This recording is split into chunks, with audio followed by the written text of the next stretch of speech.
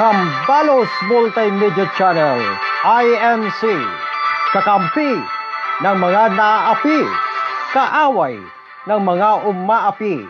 Ihambalos ang kaaway ng sambayanan, ngunit bigyan ng pagkilala ang mga manggagawa ng kabutihan. Basta may mahalagang isyo, hihimayin at bibigyan ng opinyon ng Ihambalos Multimedia Channel, IMC. Halina't panurin ang isa na naman edisyon na ating bibigyan ng sapat na paghimay. Narito ang inyong kabalitaan, si Mr. Oragon ng Bayan.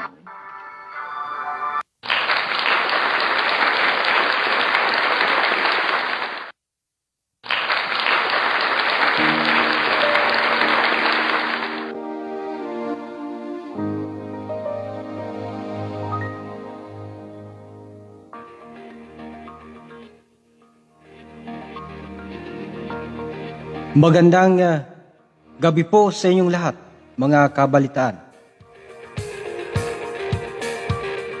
Ngayon pong gabi ay isa na namang edisyon ng Ihambalos Multimedia Channel, ang ating pong programang Ihambalos Mo. Kumusta po kayo dyan? Lahat. Kumusta po ang gabi sa inyo? Umuulan ba? Maalinsangan? O kaya katamtaman lamang ang klima?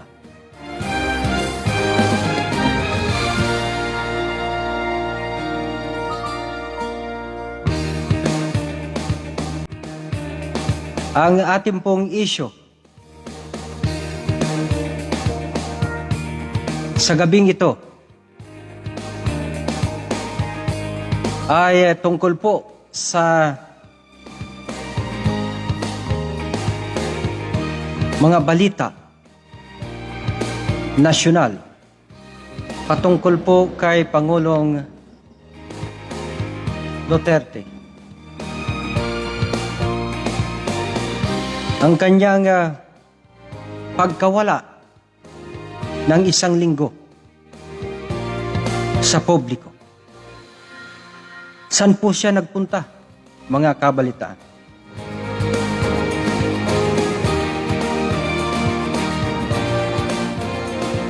Ano po daw kaya ang kinakaabalahan ng Pangulo sa mga araw na yon?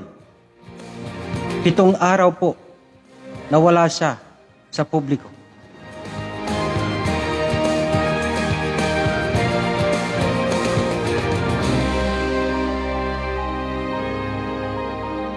Ngayon po ay araw ng Wednesday,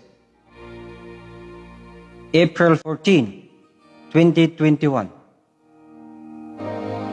Ang ating issue ay patungkol po sa ating Pangulo. Don't get me wrong, mga kabalitaan. Ako po ay walang partido. Wala po akong kolor sa politika. In fact,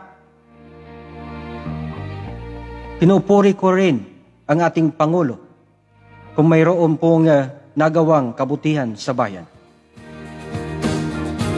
Binabatikos ko rin kung mayroong pagkakamali sa bayan.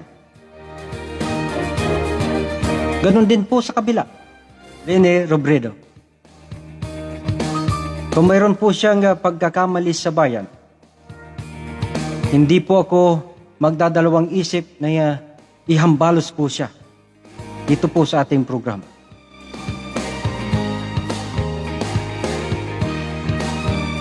Malaga po kasi na ang isang Pangulo ay laging nasa tabi ng ating mga mamamayan. Lalo na po, tayo ay nasa ilalim ng pandemya.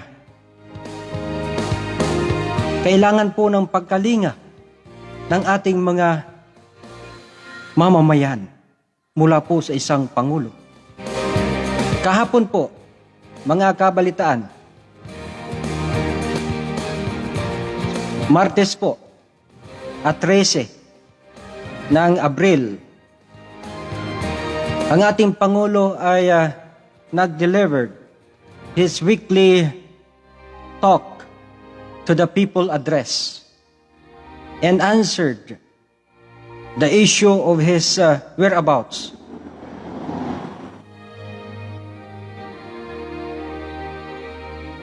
Kanya pong sinabi sa publiko kung ano ang dahilan kung bakit po siya nawala ng isang linggo sa atin.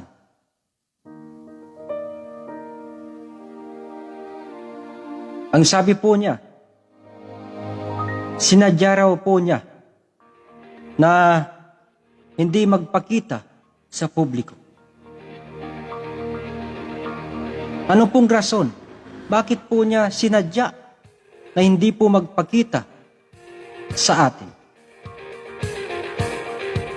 Ang rason po ay ganito.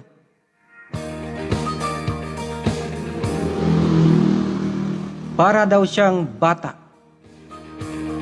Para daw siyang isang bata.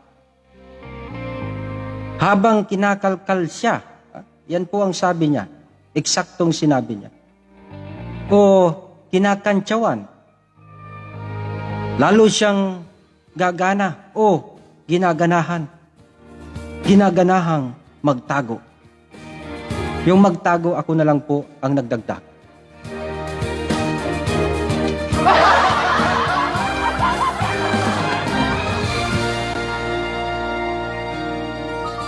Ganito na po ba ang rason ng ating Pangulo? Pangbatang rason po ito.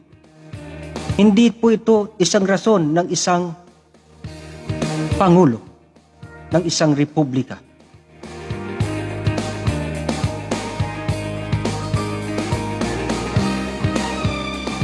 Kung ikaw ay kinakantsawan ng mga kababayan po natin, huwag kang magtago. Harapin mo po yung kantsaw nila. Hindi sa pamamagitan ng salita, kundi sa gawa. Kung sinasabi po nila na wala kang ginagawa sa pagsugpo ng COVID-19, ipakita po sa kanila na ikaw ay aktibo. Pumunta ka po sa mga syudad. Diyan po sa NCR, kung saan po lumulobo ang COVID-19 cases. Hindi po yung pagtatago ang rason o magiging isang tulay mo para umiwas sa mga isyu nasyonal. Mga kabalitaan, ang Pangulo ay isang huwaran sa atin. Kapag ang isang Pangulo ay walang lakas ng loob na lumaban sa mga isyu sa ating bayan, tayo pong mamamayan ay maglulumo rin. Mawawala ng lakas, madidismaya.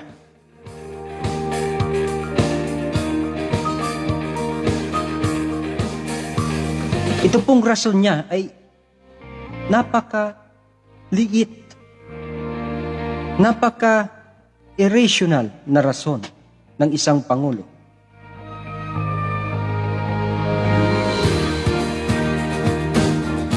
The fact is, he temporarily forsook his countrymen for whatever lousy reasons in the midst of pandemic.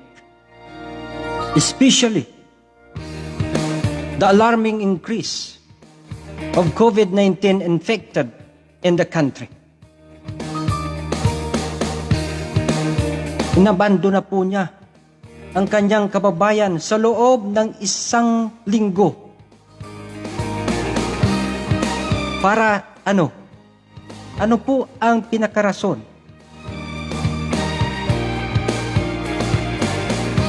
Sa bawat pong paggawa natin ng isang bagay, ay may dahilan. Hindi po pwede na walang dahilan po. Kaya po ngayon, gusto ko pong malaman, i-analyze natin po kung bakit po nawala siya. Kung ano po ang talagang rason, yung sufficient reasons why he abandoned the country. Kumbaga, sa isang barko, mga kabalitaan. Nang nakita na ng kapitan na wala nang pag-asa, lulubog na ang kanyang barko. Ang kanyang ginawa, he abandoned the ship. Hindi po yan makatarungan sa isang kapitan. In fact, ang isa pong kapitan, hindi po inaabandona ang isang barko, kundi inaalalayan niya ang mga pasahero para mailigtas. Kung wala nang makapitan, siya mismo ay hindi bibitaw sa barkong iyan. Kasama siyang lulubog. Iyan ang tunay na leader ng isang barko. Katulad po dito sa ating bayan. Kapag mayroon po tayong nararanasan, nahagupit ng isang pandemya, ng isang virus, kailangan po ang isang Pangulo ay hindi po bibitiw. Hindi po inaabandona ang kanyang mamamayan kahit isang saglit, kahit isang araw man lang. Ngunit po itong ginawa ng ating Pangulong Rodrigo Duterte, hindi po katanggap-tanggap sa atin. Naatim po niya, mga kabalitaan, na imbes na gumawa ng kanyang tungkulin sa bayan at magpakita ng concern, pagmamalasakit at pagkalinga sa mga may COVID-19 at naapektuhan ng ECQ dyan po sa NCR, sa Calabar Zone at iba pa. Sa loob ng 1 linggo, ang kanyang inatupag, mga kabalitaan, ay ang pag-golf, pagja-jogging, at pagmomotor sa loob ng Malacanang. As shown in the video captured by Bongo.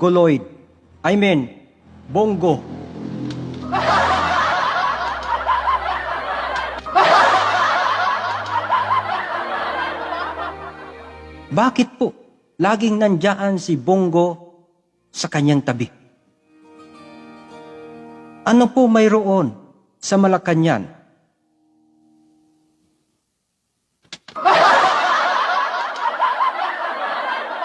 Ang tanong po,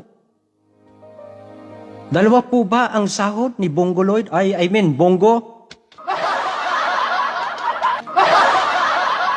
Yung pagiging alalay niya sa Pangulo at pagiging senador?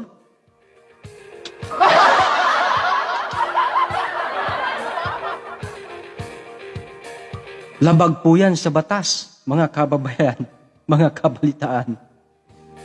Double compensation po yan sa ating batas.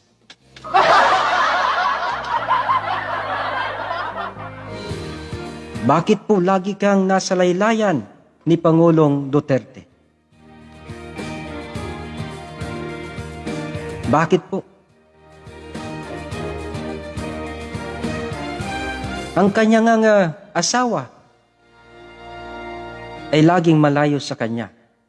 Ngunit ikaw, laging kasama niya.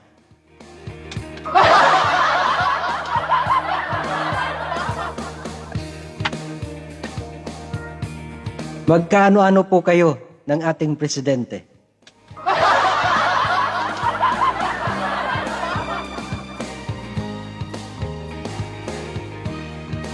Mga kabalitaan, ako ho'y nakapag-iisip. Kapag ganito ang sitwasyon,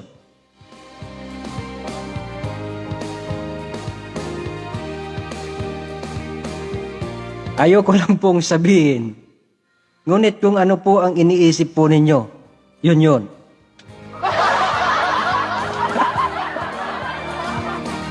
Baka po tayo ay makasuhan ng cybercrime law.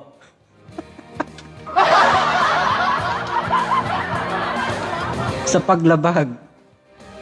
Ha? Baka malay-bilus po tayo. Wala po namang matibay na ebidensya. Ngunit po sa TikTok, kung nakikita po ninyo ang presidente, umamin po. Hindi ko lang po alam kung fake yun. Umamin po sa publiko. Noong panahon siya ay alam mo na.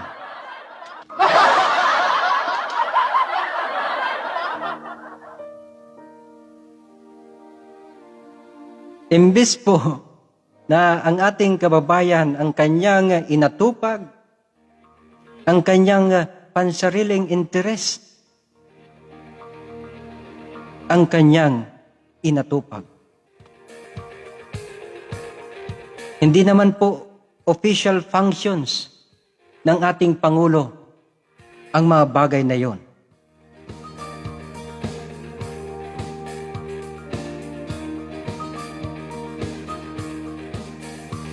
Sinasabi po nila, kanina po sa balita, hindi naman po daw nakakaapekto sa oras ng kanyang trabaho.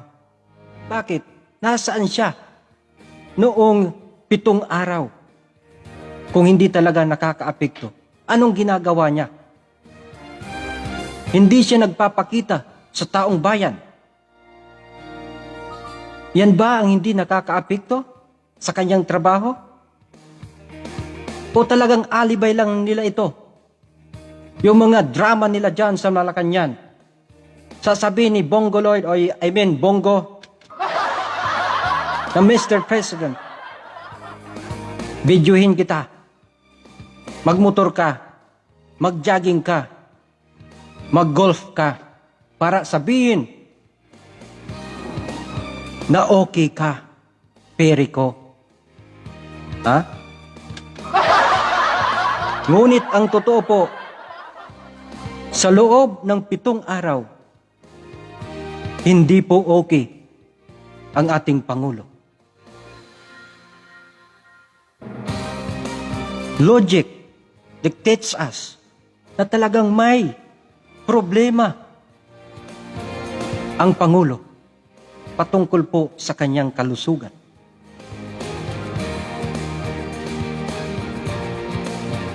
Bakit po siya magtatago kung wala talagang kinalaman yung kanyang kalusugan sa kanyang pag-a-absent sa publiko? Di po ba? Napaka-babaw na rason itong kanyang sinasabi na sinasadya niya na magtago sa publiko sa loob ng 1 linggo. Bata lamang po ang maniniwala sa ganoong mga rason.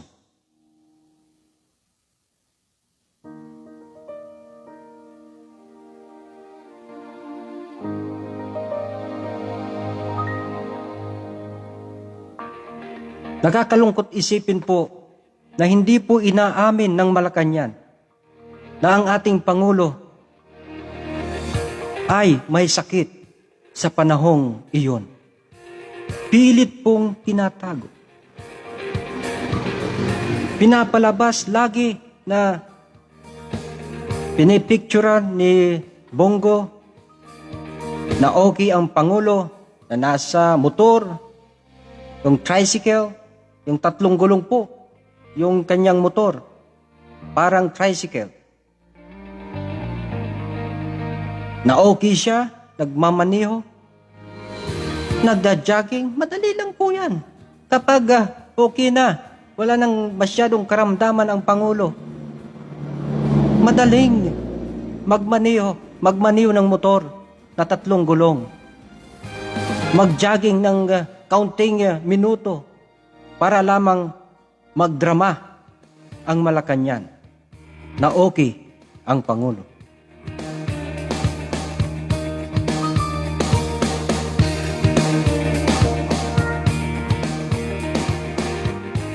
Hindi po siya nakukonsensya, mga kabalitan. Nakuha pang mag-relax ang Pangulo. Habang ang buong bansa ay hinahagupit ng pangalawang bugso ng COVID-19. Marami na po ang namamatay sa pangalawang bugsong ito. Ngunit ang Administrasyon Duterte inutil pa rin sa pagtugon, sa pagsugpo nitong made in China virus na ito. Mga kabalitaan, sa Wuhan, kung saan po nagmula ang virus, okay na po doon. Sa ibang mga bansa, katulad natin, ang hindi okay. Samot-saring mga quarantine. May ECQ, MECQ, MGCQ. Sabi ko nga noong nakaraang video, lahat na lang Qs. Katulad ng, kulang na lang, dagdagan ng barbecue. Kamuti Q.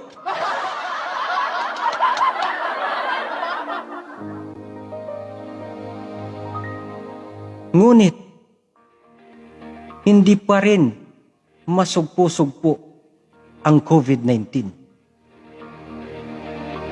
Ang Pangulo naatimpang mag-relax.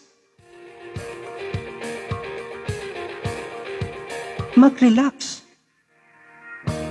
Sa loob ng 1 linggo. Hamak that, isang Pangulo ka. Ang iyong kababayan.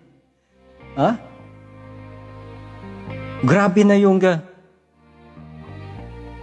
sinasuffer dahil lang po sa pandemya. Ngunit ikaw, nakarelax. Ang ating Pangulo ay nakarelax. Naalala ko po tuloy ang dating Pangulong Aquino. Si Cory Aquino. May issue po noon na kodita. Nagtago raw sa ilalim ng kama. Yan po yung issue noon. Habang ang kanyang mga alipores nandoon sa field, yung kanyang mga militar nakikipagbakbakan, siya po ay nagtago sa ilalim ng kama. Ito pong ating Pangulo ngayong ngayon dito. Mas malala yung ginawa. 7 araw, nagbakasyon, nag-relax. Kasama po ang kanyang butihing kaibigan na si Bongo.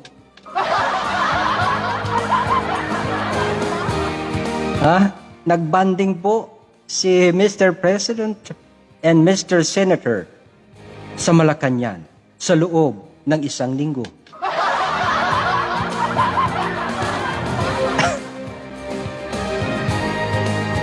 Ano po daw ang ginawa ng dalawa? Ang sabi po sa balita, nag-jogging,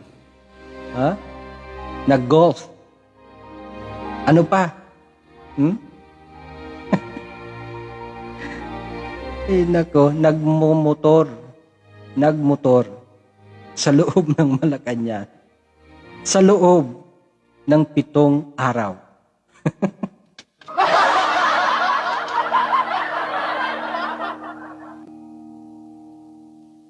Ang ama ng bayan ay nagsasaya, mga kabalitaan, habang ang kanyang mga anak ay sobra nang nahihirapan dahil sa pandemya.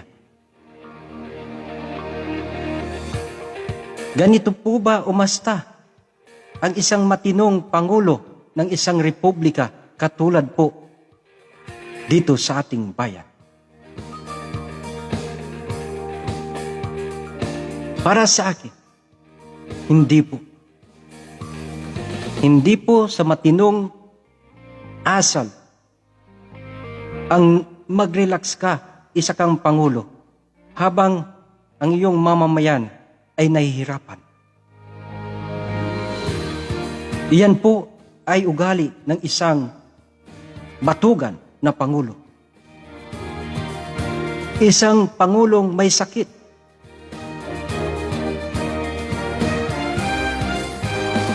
Isang pangulong palalo. Isang pangulong mahirap intindihin dahil sa kanyang sakit.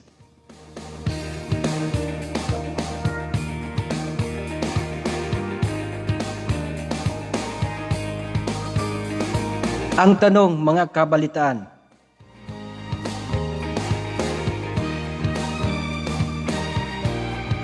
may sakit po ba talaga ang Pangulo?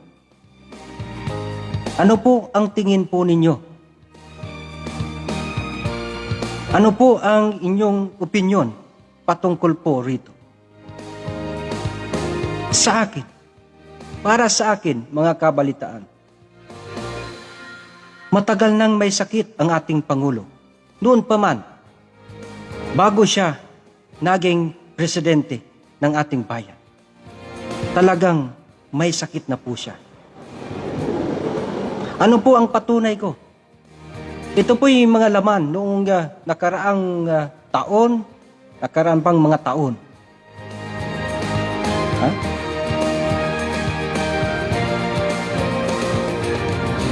Naalala po ninyo, remember, Malacanang Palace has been a haven of the so-called national drug addict of the Philippines, or yung tinaguriang INDAP, in the person of President Rodrigo Roa Duterte,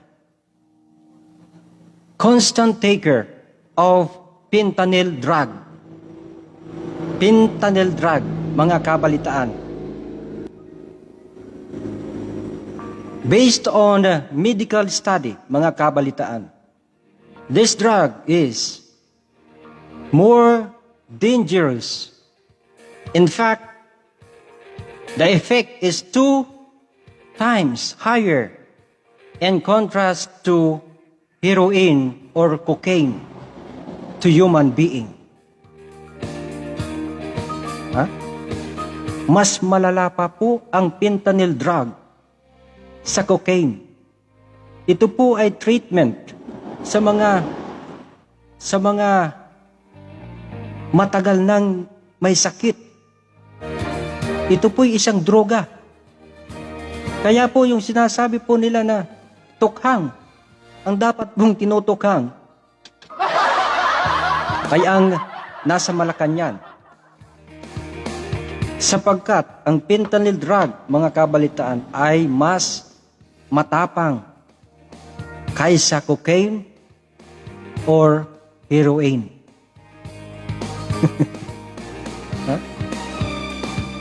Ito po'y patunay. Siya po ang nagsabi dito na siya po ay may maintenance na droga ito po ngang fentanyl. Ibig sabihin, talagang matagal na siyang may sakit. May sakit saan? Sa utak? Sa kanyang internal organ? O saan? Ngayon, hindi po nila ina-accept na mayroon po talagang malalang sakit ang Pangulo. Dahil po natatakot sila. Baka palitan ng ating Vice Presidente. Kawawa po yung mga lapdogs, yung mga tuta, sapagkat bigla silang mawawala dyan sa Malacanang. Kawawa po, lalo na si Bongo at si Bato de la Rosa. Kawawa po yung mga kapit-linta dyan sa Malacanang.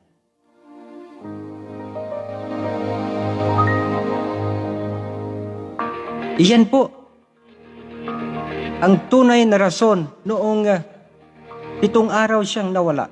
Sa aking palagay, mga kabalitaan, mayroong malalang sakit sa panahong iyon ang Pangulo.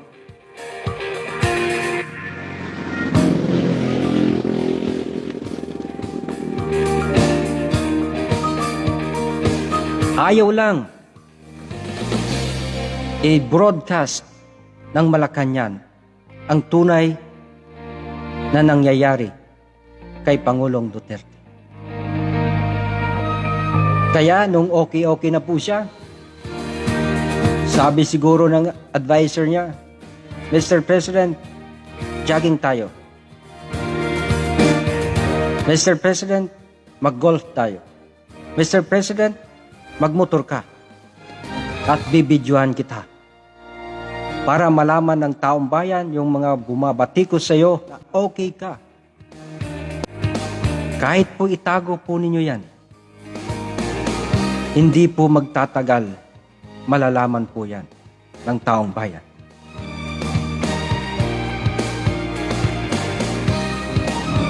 Tandaan po ninyo, kahit hindi siya magsabi ng totoo, wala pong nagtatagal na Pangulo panghabang buhay. 6 na taon lamang po kayo dyan sa Malacanang. Tandaan po ninyo, mawawala po kayo dyan sa Malacanang.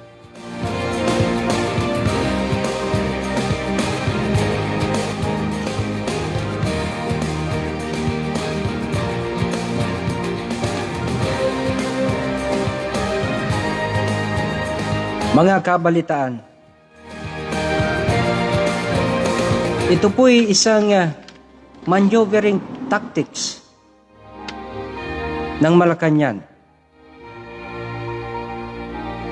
para po mailihis ang tunay na isyu sa kanyang karamdaman. Yung sinasabi niyang nag-jogging, yun po yung mga maneuvering tactics. Tulad ng nag-jogging siya, nag-golf, at nagmotor. But, as a matter of fact, President Duterte is truly sick. During those days, mga kabalitaan.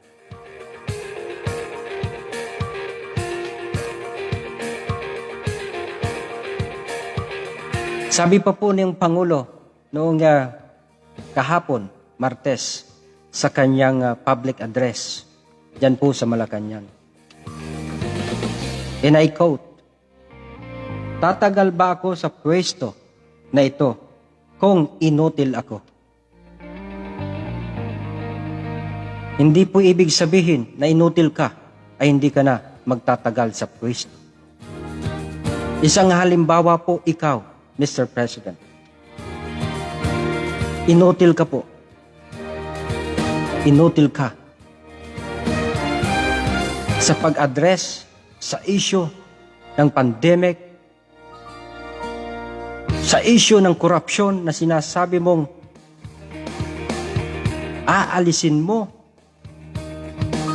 sa nalalabing mga taon ng iyong administrasyon. Ngunit laganap pa rin, Mr. President. Yung sinasabi mong 6 na buwan na susugpuin mo ang droga, nasaan? Wala. Kaya sa 3 yan na aspeto, Mr. President, ikaw talaga ay isang inutil. Kaya po hindi lahat ng presidente na inutil nawawala sa pwesto katulad po ninyo.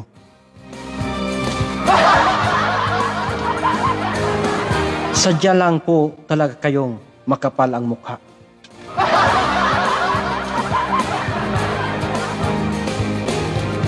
Tapos sinasabi mo pa po na, and I quote, "Would the military allow me to govern?" Ganon?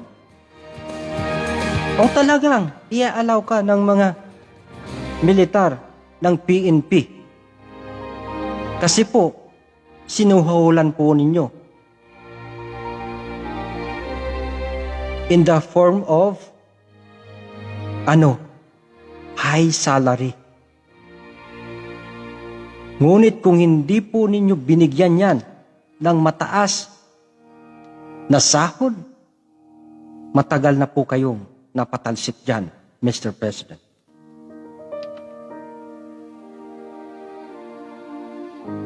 Ang pagtaas mo sa kanila ng sahod, isa yan na uri ng panunuhol. Panunuhol sa kanila na sila ay maging sunod-sunuran. Yan siguro yung deal ninyo ng mga AFP chief, PNP chief. Sasabihin, tataasan mo yung sahod, basta sunod-sunuran kayo sa akin.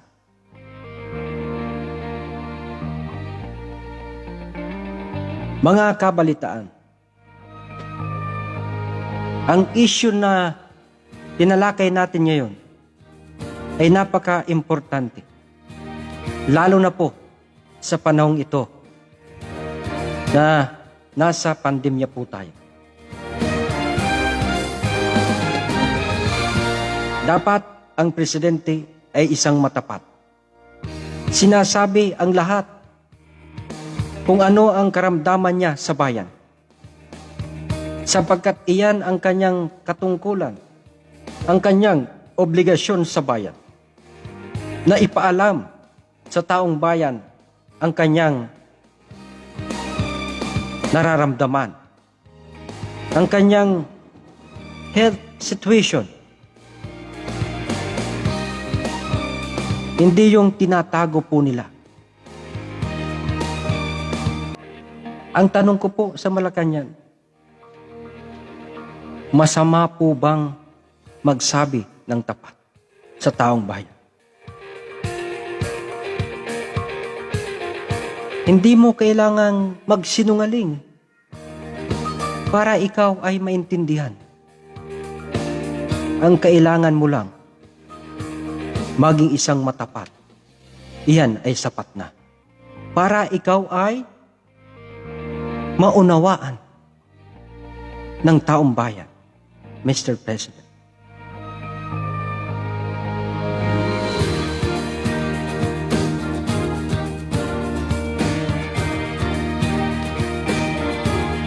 Halos kayo kasi dyan.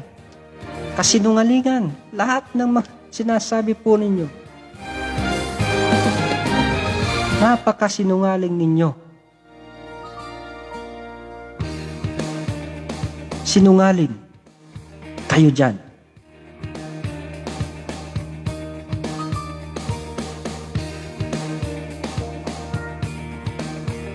Sa bagay, ang pagsisinungaling Marami na pong yumaman.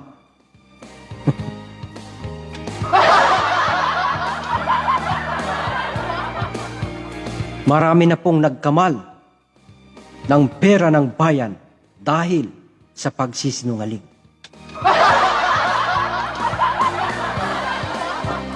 Marami na pong napawalang sala dahil sa pagsisinungaling.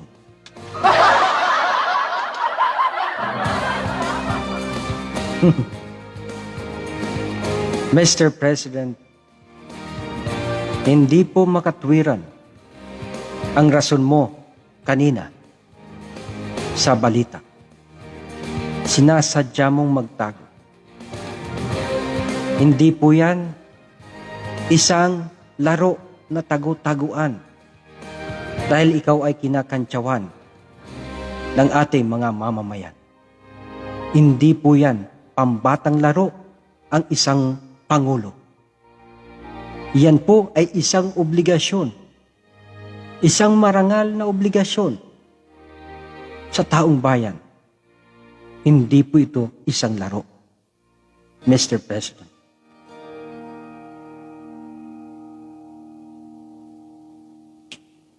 Kaya po, itong ihambalos mo dito sa Ihambalos Multimedia Channel, mariin ko pong kinukundina ang pagbabakasyon ng Pangulo ng Republika ng Pilipinas na si President Rodrigo Roa Duterte sa loob ng isang linggo. Sa aking pananaw,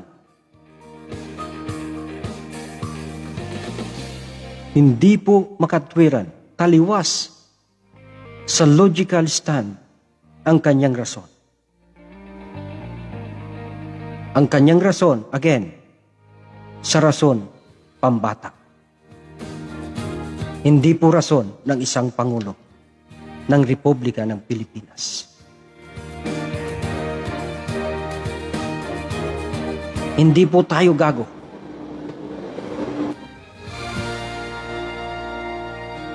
Hindi po tayo tanga para maniwala na lamang sa ganoong mga alibay. Mr. President, mayroon po tayong ilang milyong populasyon.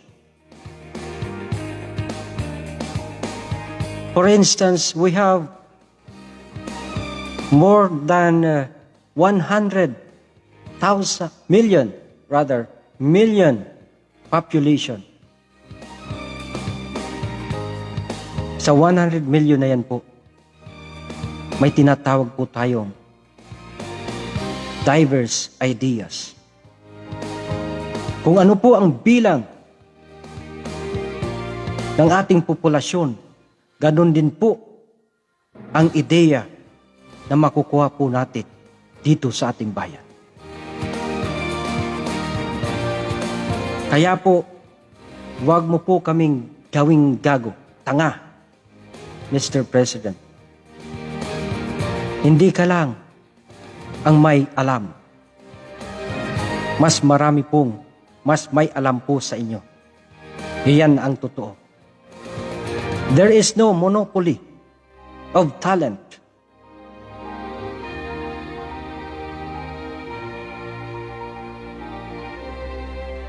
Tandaan po ninyo yan. Malapit na po kayong lahat naman po tayo ay pupunta sa final destination. Ang kailangan po lamang, habang papalapit po tayo dyan sa destinasyon na yan, maging matapat na po tayo sa sarili natin. Maging makatwiran sa ibang tao. Lalo na ang isang Pangulo. Hindi po ang taong bayan ay inyo pong pagsisinungalingan na lamang habang buhay.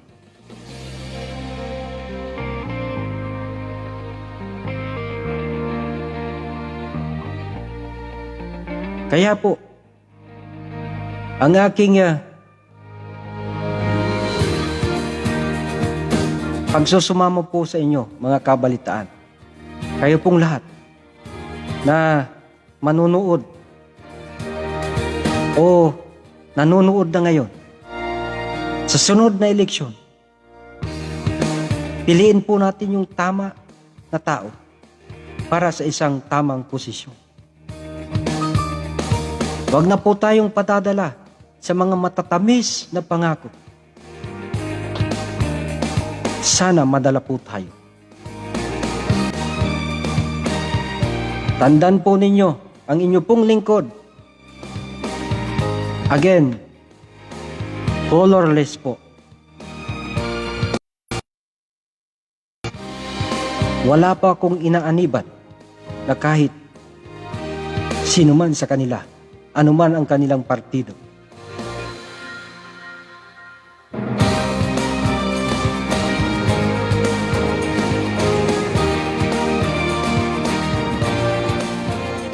Kaya po, malaya akong tuligsain po sila. Kung ano man po ang kanilang ginagawang kamalian sa ating bayan. Ngayon po, kung talagang matapat ang Malacanang, may challenge po ako. Kung talagang totoo ang sinasabi ng Malacanang na okay lang ang Pangulo ng Republika, may challenge po ako sa Malacanang. Ito po. Ipakita ni Bongo,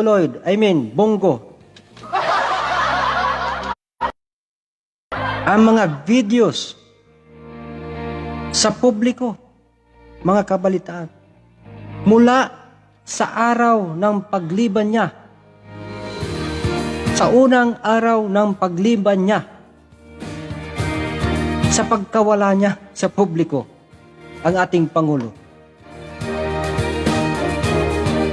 Hanggang sa araw na siya ay nagpakita sa loob ng 1 linggo. Iwan ko lang po kung kakagat ang Malacanang. Kasi diyan po natin masasabi at makikita kung talagang hindi po nakaratay ang Pangulo ng Republika ng Pilipinas nung panahon na siya ay nagbakasyon. Kasi po yung video at picture na ipinakita sa news, iyan po ay one-sided lamang po. Hindi po dyan pinapakita yung buong picture kung ano po talaga ang nangyari sa Pangulo. Ngunit kung ipinakita po ng Malacanang, simula nung araw na siya ay nagliban, siya ay nagbakasyon, hanggang sa huling araw ng kanyang pagbakasyon, kung ano ang ginawa ng Pangulo. Yan po ay makatarungan.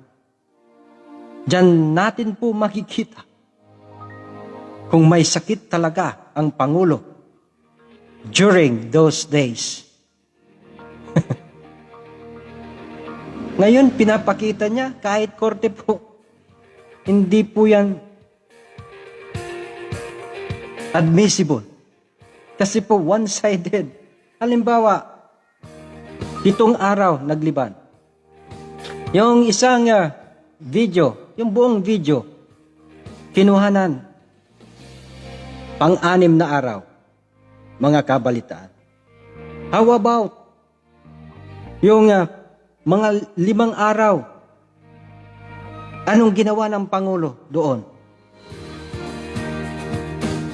Hindi po nakita sa video. Pawang drama lamang po yung halimbawa pang-6 na araw, sapagkat gustong ipakita ng Malacanang na okay nga ang Pangulo. Well, in fact, wala pong katotohanan. Kung talagang matapat sila, ngayon pa lang,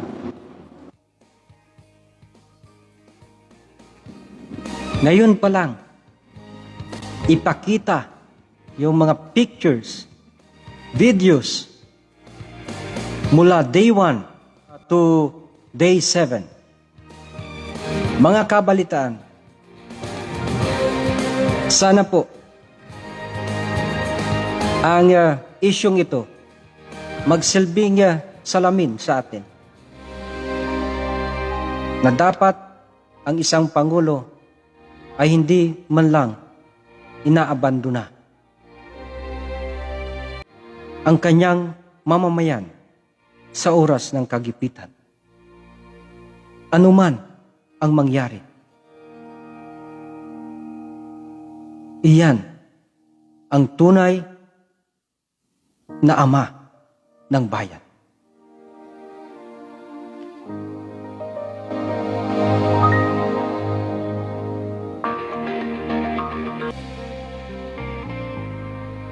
Duwag po ako sa mali. Ngunit matapang ang iyong lingkod sa tama.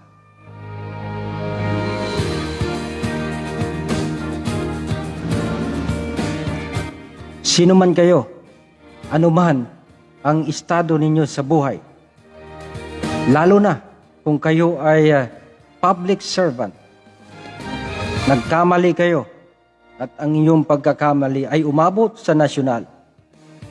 Tandaan po ninyo, si Mr. Oragon ng Bayan, hindi po papayag na hindi kayo ihambalos.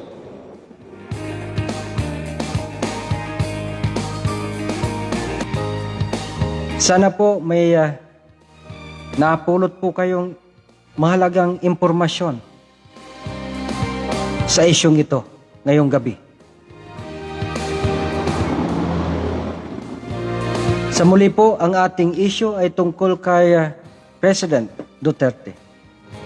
Ang kanyang pagtago sa publiko sa loob ng isang linggo. Salamat po sa lahat, mga kabalitaan. Ngayon po ay magpapaalam na po ako, mga kabalitaan. Sa palagian ko pong sinasabi sa inyo, ang tama ay tama. Ang mali ay mali.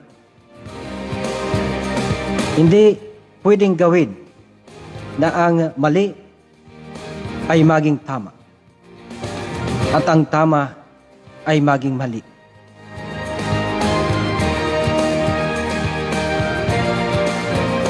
Once again, mga kabalitaan, thank you so much for viewing.